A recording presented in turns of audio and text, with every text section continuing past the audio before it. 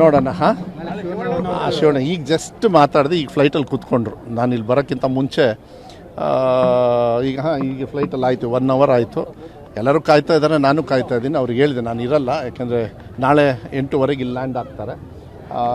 ಚೆನ್ನಾಗಾಗಿದ್ದಾರೆ ನಿಮ್ಮೆಲ್ಲರ ಆಶೀರ್ವಾದದಿಂದ. ನೀವೇ ನೋಡಿ, ನಾನು ಹೆಚ್ಚು ಚರ್ಚೆ ಮಾಡೋದಕ್ಕೆ ಹೋಗೋದಿಲ್ಲ. ಯಾಕೆಂದರೆ ಅವ್ರ ಅಭಿಮಾನಿಗಳಿಗೆ ನಾವು ಹೇಳೋ ಬದಲು ಅವ್ರು ಹೇಳಿದ್ರೇ ಚೆನ್ನಾಗಿರ್ತದೆ. ಶಿವಮೊಗ್ಗಕ್ಕೆ ಬೇಡವಾ? ಮತ್ತೆ ಬರ್ತಾರೆ, ಯಾಕೆ ಬರಲ್ಲ?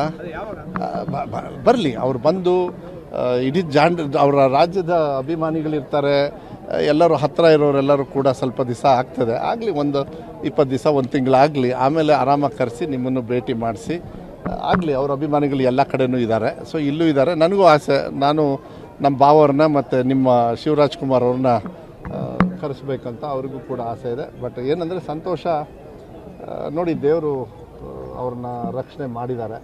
ನಿಮ್ಮೆಲ್ಲರ ಪ್ರಾರ್ಥನೆ ಇರ್ಬೋದು, ನಿಮ್ಮೆಲ್ಲರ ಆಶೀರ್ವಾದ, ಸಹಕಾರ, ಅಭಿಮಾನಿ ದೇವರುಗಳು ಅಂಥೇಳಿ ಹಾಕ್ಬಿಟ್ರು. ದೇವ್ರ ಸ್ಥಾನ ನಿಮಗೆ ಕೊಟ್ಟ ಮೇಲೆ ನಾವೇನೇ ಹೇಳಿದ್ರೂ ಅಪ್ರಸ್ತುತ. ಆದರೆ ಭಾಳ ಸಂತೋಷ, ಅವ್ರು ಚೆನ್ನಾಗಾಗಿ ಗುಣಮುಖರಾಗಿ ವಾಪಸ್ ಬಂದಿದ್ದಾರೆ. ಅವ್ರ ಜೊತೆಗೆ ಇದ್ದಾಗೆಲ್ಲ ನಾನು ಅದಕ್ಕೆ ನನ್ನ ಕೆಲಸ ಏನಿತ್ತು ನಾನು ಮುಗಿಸ್ಕೊಂಡು ಬೇಗ ಬಂದುಬಿಟ್ಟೆ. ಈಗ ನಾಳೆ ಬರ್ತೀನಿ.